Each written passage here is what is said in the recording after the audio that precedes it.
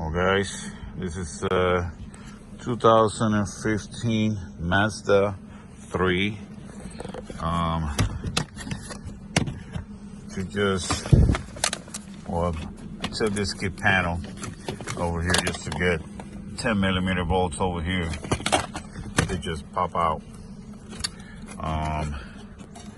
This over here, it's a white thick cable. That's your power, and this is the yellow one is ignition. Grounded over here. A unit way here secure.